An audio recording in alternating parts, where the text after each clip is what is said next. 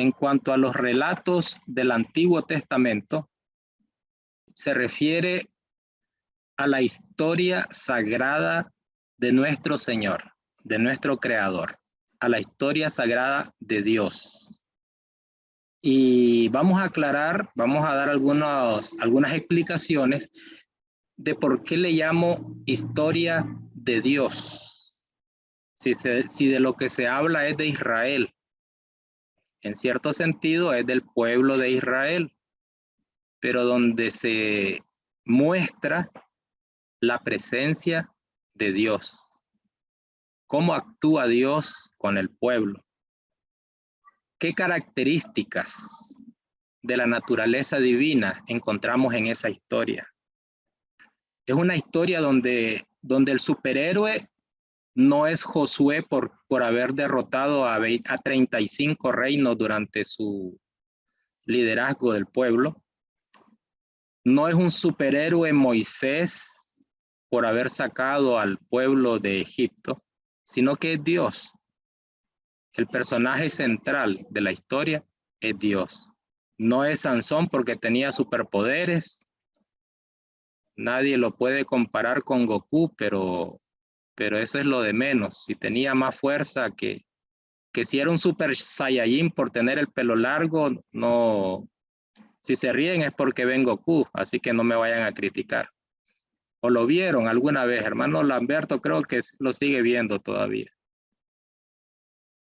Fíjense que estaba escuchando algunos comentarios relacionados a este tema tan aburrido de la historia. Siento que es muy importante. El problema es que no todos lo valoramos y algunas veces nos sentimos desubicados con otros hermanos. Estas historias del Antiguo Testamento, a ver, si usted quiere estudiar medicina, el examen que le hacen en la UNAM, ¿de qué es? Español. No sé quién de ustedes lo intentó. Dije la UNAM como que solo estuvieran nicaragüenses aquí en clase. Si usted quiere estudiar medicina, le hacen un examen solamente de, ahora ¿cómo le llaman ahora? Yo le decía español en mi época, pero ahora le llaman, ¿cómo es, directora? ¿Cómo es el nombre de la materia? Lengua y literatura. Lengua y literatura. Gracias, para eso tenemos aquí a la eminencia en lengua y literatura. Ok, lengua y literatura. Pero si usted se va a la Universidad de Ingeniería, en esa universidad el examen es solamente, ahora ¿quién le pregunto aquí? A Yara. Yara es la ingeniera. ¿Cuál es el examen en la Universidad de Ingeniería? ¿Qué materia es la que evalúan? Mano Lamberto, el ingeniero, pues creo yo. No estudio ingeniería, pero sé que hacen examen de física. Matemática principalmente. No, matemática. Y matemática. Sí. Es que ahora en este año no hicieron matemática, solo psicométrico. ¿En serio? ¿Pero esa es la privada o la pública? La uni solo hizo psicométrico y aún así todo el mundo quedó quieto. ¿Y en qué universidad es que nos van a hacer examen de historia? ¿A quién le importa la historia? Ninguna, ni piensen. Ni cuando van a estudiar historia le hacen examen de historia. Creemos que no es importante, pero gracias a la historia conocemos mejor la vida del planeta.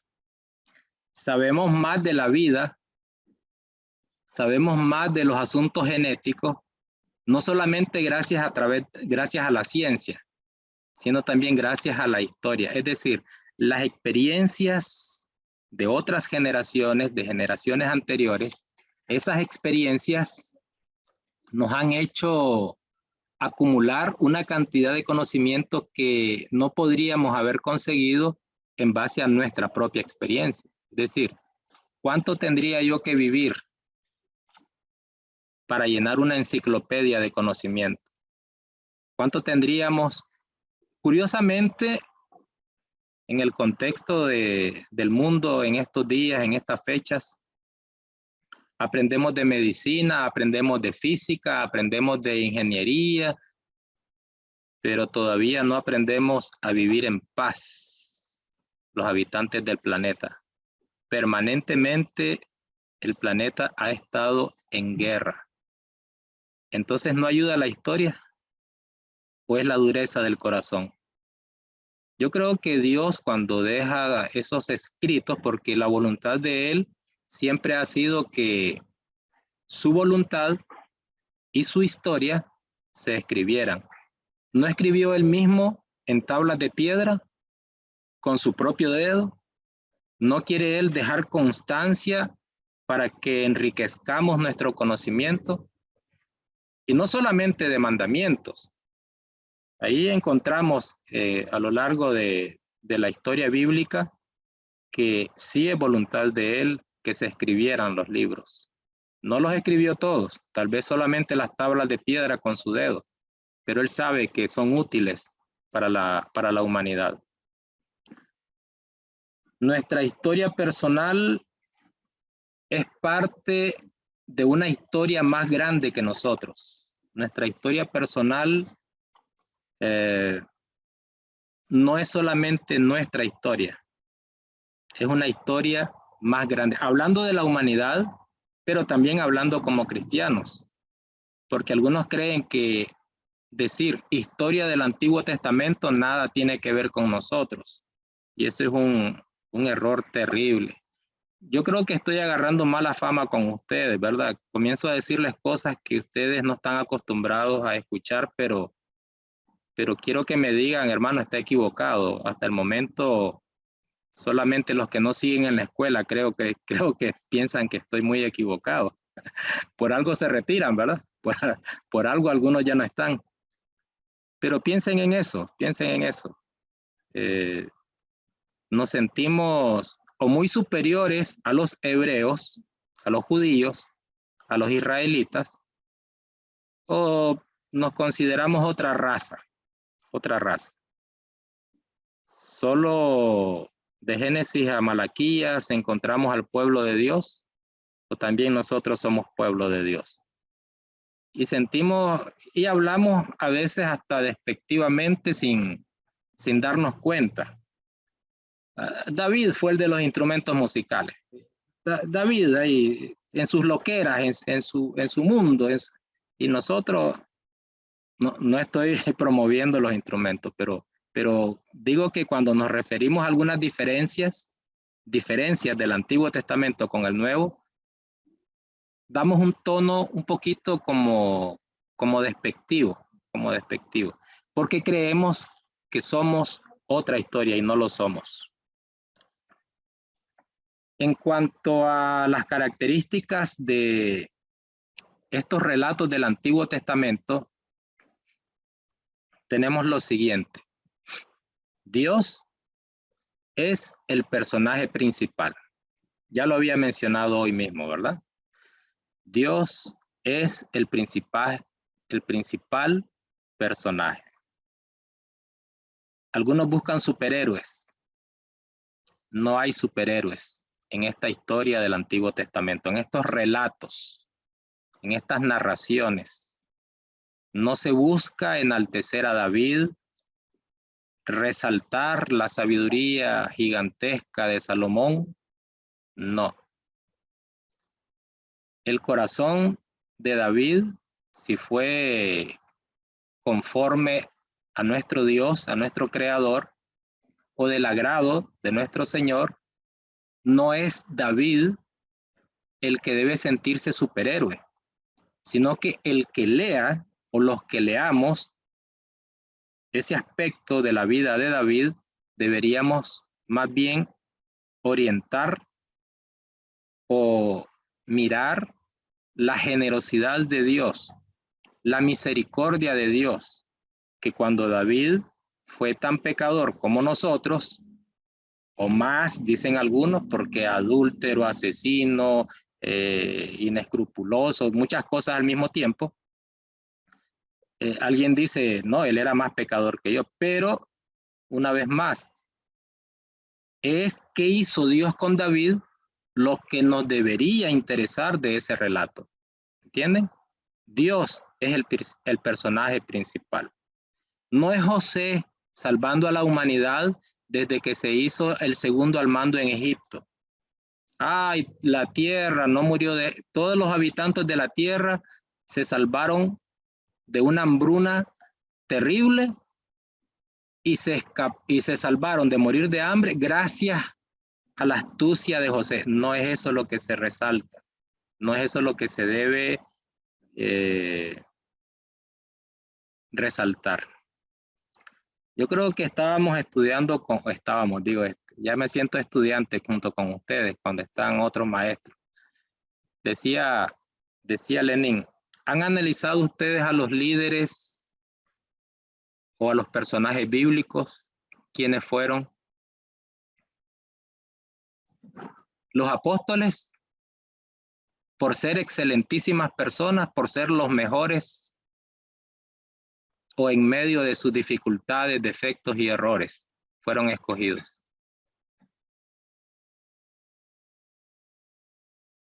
A veces sentimos que, ser como Pedro, bueno, esos poderes sobrenaturales que les otorgó el Espíritu Santo habla muy, muy bien de todo lo que hicieron ellos. Pero eran tan comunes y corrientes como usted o como yo.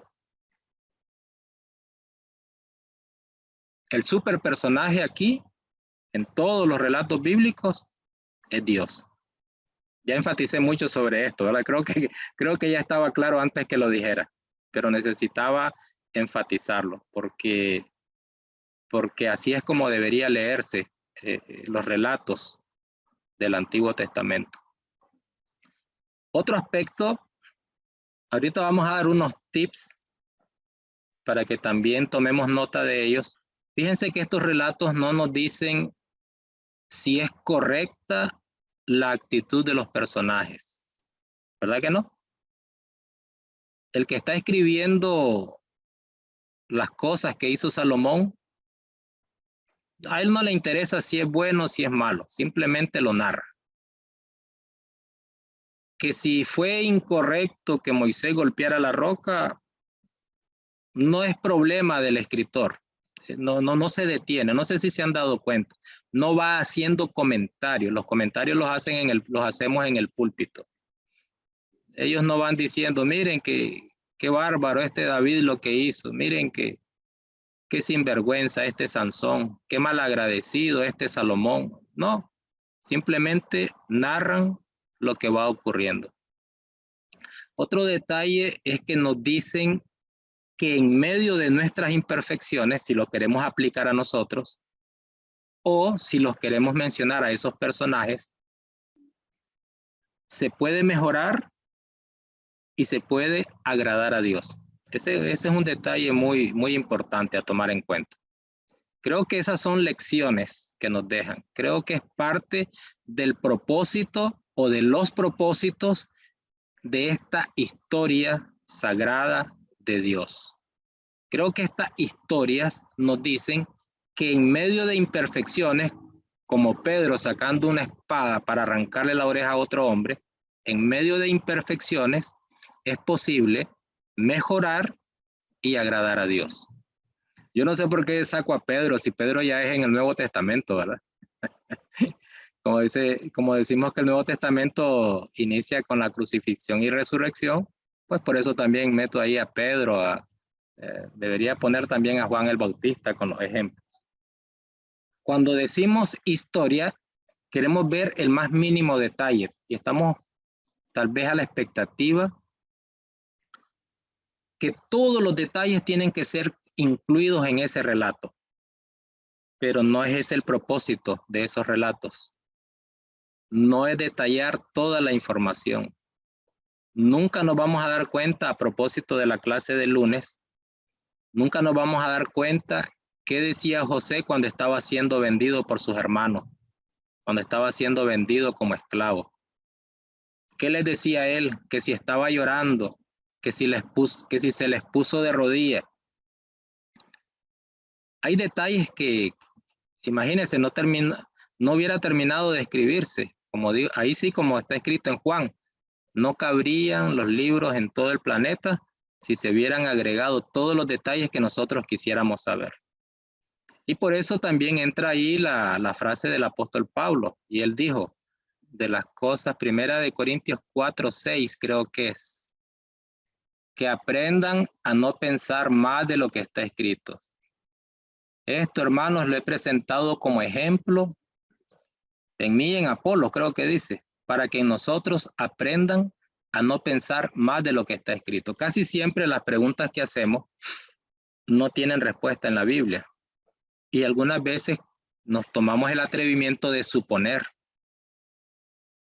Suponemos y ya lo damos como si fuera una enseñanza. Y eso debemos corregirlo. Si vamos a interpretar la Biblia y vamos a ayudar a nuestros hermanos en las congregaciones, no podemos salir queriendo lucirnos. Si la Biblia no da la explicación que estamos dando, yo prefiero decir, hermano, supongo, es posible, pero no, a veces es mejor quedarse calladito. Hay detalles que no aparecen en esos relatos. ¿Por qué en el caso de Balaam, cuando habló la burra, por qué le tenía tanto miedo a aquel ángel que no lo dejó pasar? ¿No era más fácil que Dios anulara la maldición que iba a echar Balaam? O sea que era tan efectiva esa maldición. Estamos hablando de Balaam y la mula que habló, ¿verdad? ¿Era mula o burra? O era mula o era burra. Porque en algún libro leemos una cosa, en otro libro leemos otra. Y yo me hice esa pregunta. Una de tantas. Ni se imaginan ustedes cuántas preguntas me hago. Pero ¿por qué el empeño del ángel en que Balaam no siguiera avanzando? O sea, una maldición contra el pueblo de Dios. Simplemente Dios la anula en un suspiro y la maldición desaparece. ¿Por qué era tan efectiva? ¿De dónde le salía ese poder?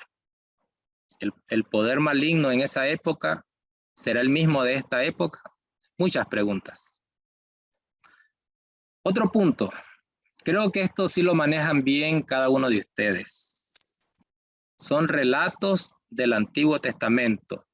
No son mandamientos para nosotros. ¿Verdad que no? Ni un solo mandamiento para nosotros. Pero son lecciones válidas para todos los cristianos. Hay palabra de Dios en esos relatos. ¿Estamos de acuerdo en eso? Háganle así si estamos de acuerdo. Acuérdense que hoy vine preocupado y pidiéndoles que me hagan preguntas en vez de dejar de hacer la tarea. Y estas lecciones no necesariamente son aplicables a nosotros. ¿Qué lección nos puede dar, por ejemplo, José mandando a todo el personal de Egipto a que recogiera granos, que recogiera trigo? ¿Qué lección puede haber para nosotros en esa historia? La aplicación directa, porque ustedes saben que cuando hay palabra de Dios, hay un mensaje también para mí. Se los decía en tono de broma la vez pasada, no sé si a todos ustedes o a una parte de ustedes. ¿Será que el mensaje es que yo vaya y pida una audiencia con el presidente de Nicaragua para decirle que en estos días va a haber hambruna y que comencemos a embodegar comida? ¿Será esa la lección? Puedo encontrar en los relatos del Antiguo Testamento algunas recomendaciones para solucionar mi problema que tengo con el banco o con una vecina o en mi negocio, en el mercado. Quizás los relatos, ¿verdad? Yo considero que sí los puedo aplicar a mi vida de diferentes formas. Quizás no necesariamente, como decía, ir a hablar sobre que va a haber una hambruna, pero sí puedo encontrar la fe la manifestación de cómo Dios actuó en cada una de las circunstancias que presentaron estos personajes. Por ejemplo, también puedo encontrar recomendaciones. Si yo me voy y veo cómo actuó Josué, la valentía que él tuvo, si yo veo y quiero aprender de José, alguien que hizo todo lo posible por no caer en la tentación. Si hablamos, o sea, hay tantas cosas que sí lo puedo aplicar a mi vida, no directamente de la forma en que se dio, sino algunas cosas que yo puedo decir, esto me va a ayudar, cómo Dios respondió, cómo las personas actuaron en diferentes circunstancias para que yo también me sirva de experiencia a mí para no hacer, no cometer los mismos errores. Y si los cometo, pues también sé que hay un Dios que según la palabra de Dios puede encontrar en él refugio o puede encontrar perdón, pero también pues también consecuencias, ¿verdad? Lecciones tienen que haber, porque si hay palabra de Dios, hay lecciones para nosotros. El cuidado que debemos tener es cuáles son esas lecciones. Yo lo decía en tono de broma la vez pasada, hoy lo estoy diciendo un poquito más serio porque alguien puede pensar, y hay quienes interpretan así y dicen, no, es que yo tengo que hablar con alguien sobre la hambruna que va a haber. O sea, el pasaje ha estado toda la vida, pero como hasta hoy lo leí, hasta hoy creo yo que va a haber hambruna, como cuando agarramos el Apocalipsis. El Apocalipsis, miren que estos son los últimos tiempos, dice. Y toda la vida ha estado el Apocalipsis y toda la vida han habido guerras y toda la vida hemos tenido hambre y pero dice, como hasta hoy lo leímos, el pasaje de Apocalipsis, es algo así como Dios directamente hoy me dijo a mí lo que... Y el pasaje tiene miles de años de estar ahí. Entiende que el problema de interpretar un pasaje es casi siempre a lo primero que se me ocurre, como que no hubieran reglas de interpretación. Hermano Dionisio, ahora sí. Sí, hermano, bueno, no sé si se escucha bien porque es que como que me quiso entrar una llamada y se me bajó un poquito, bueno, lo escucho bajito. Bueno, como tal vez una aplicación práctica, ¿verdad? Tenía en mente el caso de lo de Josué, perdón, de José. La sabiduría, ¿verdad? Que debemos de tener y que Dios nos la da. De cuando tenemos abundancia, ahorrar, ¿verdad? O guardar para cuando no hay. Son cosas que nos pueden servir. Y sí, pues, con respecto a lo que está diciendo ahorita usted, hermano, el mundo sectario se ve mucho eso, ¿verdad? Tal vez porque leyó el pasaje y se tuvo un sueño con el pasaje mismo, entonces ya interpretan, o sea, se dan esos tipos de interpretaciones, pero nosotros sabemos que no es así, por lo que venimos aprendiendo, ¿verdad? De que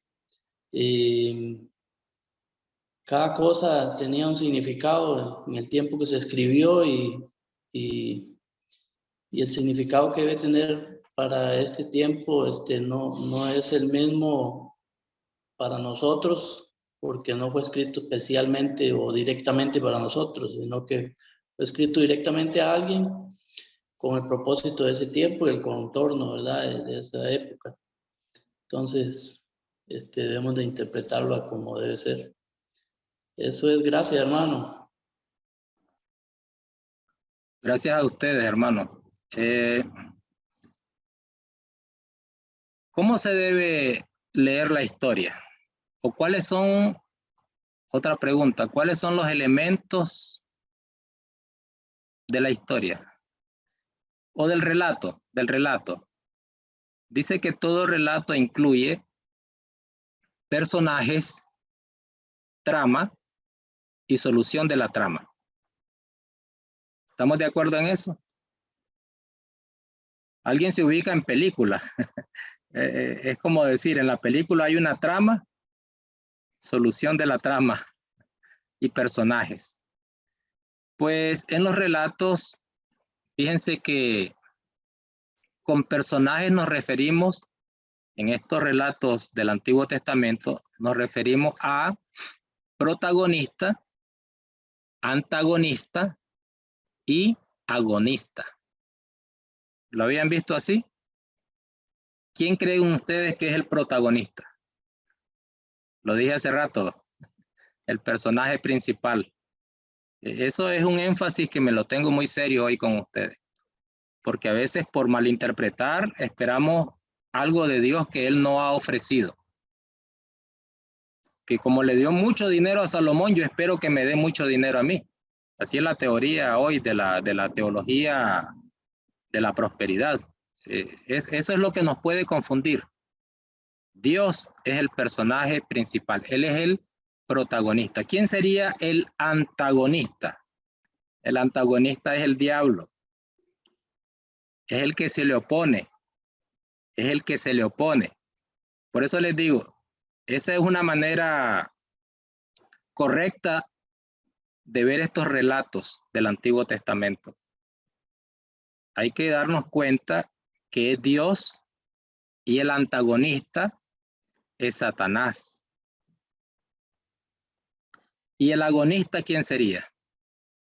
Si el agonista es el pueblo de Dios, ya tendríamos una idea, pero qué interesante que vayan a buscar en el diccionario para que manejen un concepto y así no se les olvide. ¿Les parece? Protagonista es el único que entendemos rápido. El personaje principal, el centro de la atención. Entonces tenemos a Dios y su contrario, el diablo, Satanás. No sé si se llama todavía Luzbel. Dicen que se le cambió de Luzbel a Lucifer. Sería bueno investigar eso, a ver cuál es el nombre de él ahora. En realidad a mí nunca me ha interesado. Si le interesa a ustedes lo investigan. Solo sé que lo detestamos mucho por ser demasiado rebelde. Porque lo culpamos de todo lo que nosotros hacemos mal. Una pregunta, ¿los nombres dados al diablo, digámosle así, son adjetivos calificativos o es nombre? Lo primero. Okay. Ahí sí va a encontrar significado. El engañador, el burlador, esos conceptos ahí están en el diccionario también, pero no es el. Por eso les decía, se habla de Luzbel y entendemos que es el mismo, antes de caer de la gracia, antes de revelarse. Y por eso era tono de broma que le digo, y se le cambió el nombre realmente, de Luzbel pasó a Lucifer. Podemos usar el sentido común, si entendemos el significado de Luzbel, si es realmente ángel de luz, y si ponemos en el diccionario Lucifer, le soy sincero, nunca he buscado Lucifer, como si fuera importante, yo buscando ahorita Lucifer. Dice, hombre soberbio, encolerizado y maligno. O sea que es un hombre, según la Real Academia Española. Y en la Biblia aparece el término Lucifer. Miren cuántas preguntas. Y cada vez que digan algo, comienzan las preguntas y las preguntas. Ojalá tuviéramos la curiosidad de cada duda ir buscando el diccionario, ir buscando la enciclopedia, ir buscando una fuente de información, porque el hermano Leonicio no puede ser un Google, ¿verdad? Un Google andando. Un día me dice, no me acuerdo quién fue. Bueno, sí, ya me acordé. Fue ahí en Mazatep. Hermano, mire, ¿y cómo hago para pedir la visa en la embajada? ¿Cuáles son los requisitos? Y le digo, ¿y quién te dijo que trabajo en la embajada gringa? No, hermano, es que este es un Google. Dice.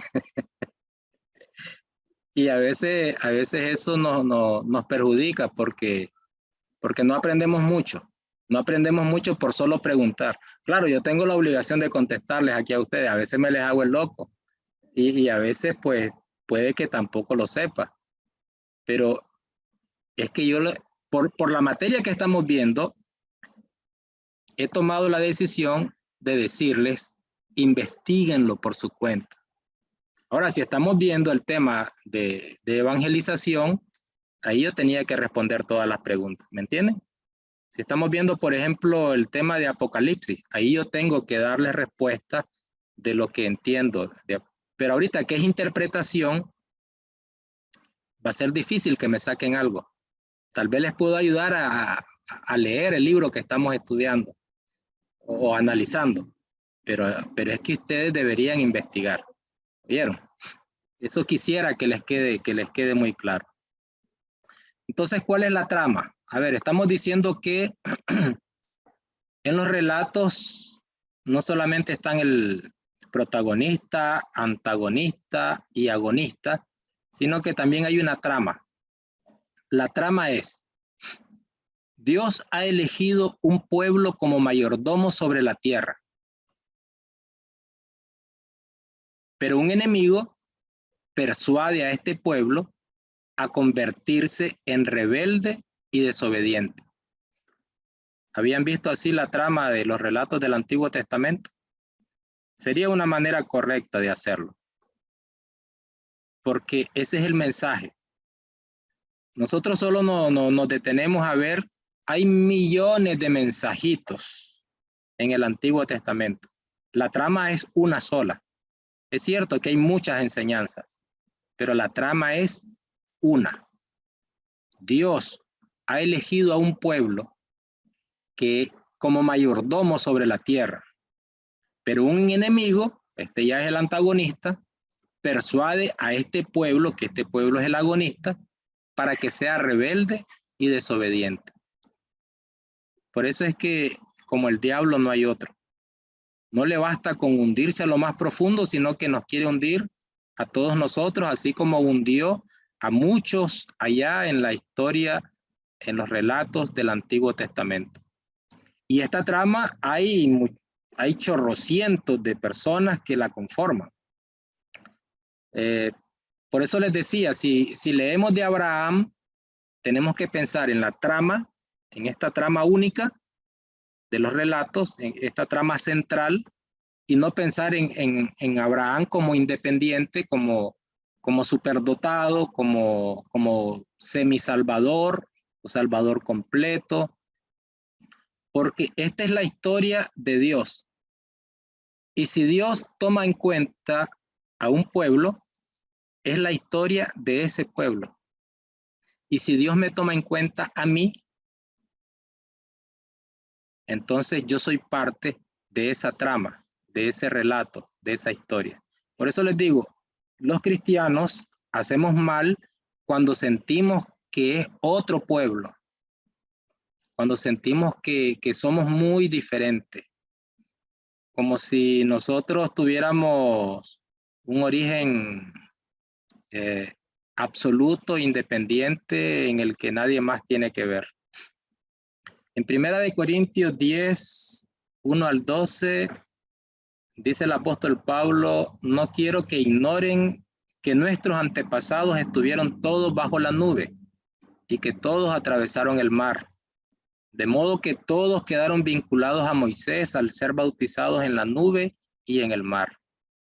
Además, todos comieron el mismo alimento espiritual y bebieron la misma bebida espiritual, pues bebían de la roca espiritual que les seguía, y la roca era Cristo. Pero la mayoría de ellos no fue del agrado de Dios. Sus cuerpos quedaron tendidos en el desierto. Un mini resumen, ¿verdad? No resumen, un destellito de resumen que hace el apóstol Pablo. El punto interesante está en el versículo 12, 1 Corintios 10, 12.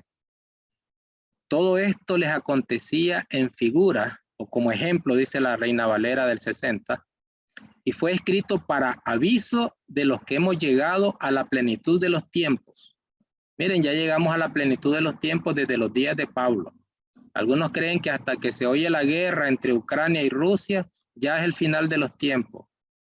Pero no, desde los días de Pablo dice: a los que hemos llegado a la plenitud de los tiempos. Así pues, el que crea estar firme o en pie, mire que no caiga. Ese es el uso de los relatos del Antiguo Testamento para nosotros. Tema o la manera en que debemos leer esos relatos tiene que ser diferente a lo que he escuchado, diferente a ese versículo fue escrito para mí. O no me interesa, la historia es aburrida. La historia, yo era uno de los que en una época pero eso fue en la escuela, porque en la escuela sí detestaba la historia. Ahora, con lo que se dice, y estoy de acuerdo, el pueblo que no conoce su historia está condenado a repetirla en lo negativo, tratando de entender el mensaje, ¿verdad? O ese mensaje. Es cierto, les decía, el ser humano o los seres humanos hemos avanzado en medicina. Nunca podría fabricar una vacuna, pero ahora hay tanta información en los libros que capaz y cualquier indito de Centroamérica, y a lo mejor, ¿verdad? Con los libros adecuados, la asesoría, porque acuérdense que con esto del COVID hay países que nunca habían hecho vacuna y se lanzaban y querían hacer vacuna, o por lo menos traer el laboratorio aquí que la hagan los científicos. Entonces, pero ¿cuántos murieron con esas enfermedades? No hablo del COVID, antes de que existiera la vacuna. Para los que creemos que la historia es aburrida e inútil, millones de personas morían porque no existía la vacuna. En la época de los relatos del Antiguo Testamento, los pueblos que no tenían mucho contacto con Israel se reían porque estaba prohibida la moronga. No sé cómo le llaman en Costa Rica o en Guatemala la moronga, pero la preparan con la sangre del cerdo y la revuelven arroz, Raquel. Raquel es buena fabricando moronga. O esas leyes de protección, ¿verdad? Que aislaban al leproso y no permitían que tuviera contacto. Eso era solamente según los relatos del Antiguo Testamento, solamente el pueblo de Dios, porque en el Código de Hammurabi y otros libros de esa época no se miran esas prohibiciones o esas reglas de higiene, y la historia es útil. Ahora, no les serviría a los cristianos estudiar esos relatos, como decía Raquel, o como decimos todos los que estamos ahorita en esta conferencia. Dios nos dice algo. En esta trama, Dios ofrece un Salvador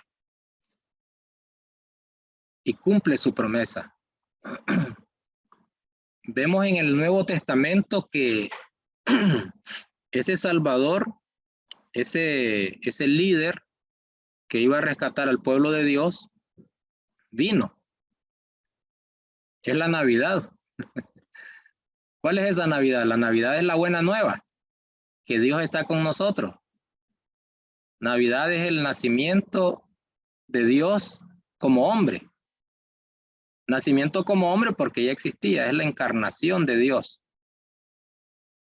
Esos relatos del Antiguo Testamento me dicen a mí, Dios ofrece salvación y vida eterna, mansiones celestes en el Nuevo Testamento, y cuando yo veo relatos en el Antiguo Testamento, me doy cuenta que es alguien que cumple sus promesas.